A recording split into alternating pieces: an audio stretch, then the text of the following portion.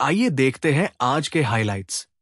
ईशा और अविनाश के बीच रेशन के कंट्रोल को लेकर बहस चल रही थी।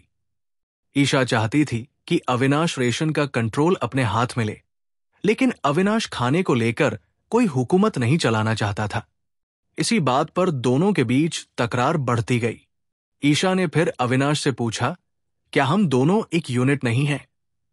इस पर अविनाश ने जवाब दिया, हम दोनों एक यूनिट नहीं हैं और ना ही कभी हो सकते हैं। हम सिर्फ अच्छे दोस्त हैं और इस पर तुम मुझसे कोई भी एक्सपेक्टेशन मत रखना। नॉमिनेशन के दौरान अविनाश ने ईशा को सेव करके खुद को नॉमिनेट किया। यह देखकर ईशा खुश थी, लेकिन जब अविनाश ने बताया कि उसने ऐसा सिर्फ फेवर रिटर्न करने के लिए किया, तो यह सुनकर ईशा दुखी हो गई। ईशा ने पूछा, क्या हम एक यूनिट नहीं हैं? तो अविनाश ने दोहराया, ना हम पहले कभी एक यूनिट थे और ना ही कभी होंगे।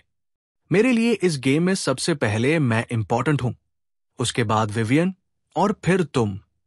यह सुनकर ईशा ने कहा, तुम तो करण की तरफ बात कर रहे हो। दिग्विजय में और तुम में कोई फर्क नहीं है।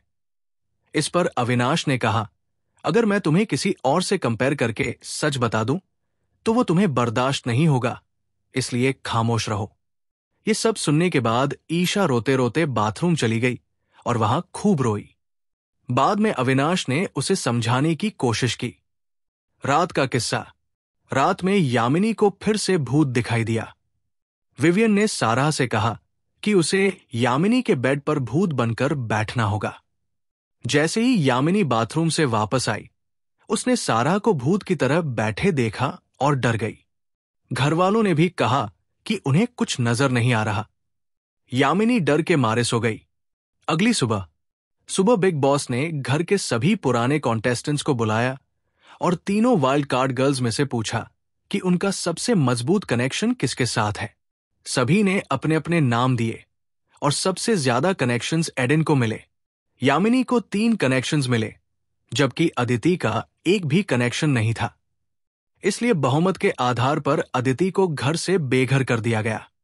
अगर आपको ये वीडियो पसंद आए तो इसे लाइक करें और हमारे चैनल को सब्सक्राइब करें।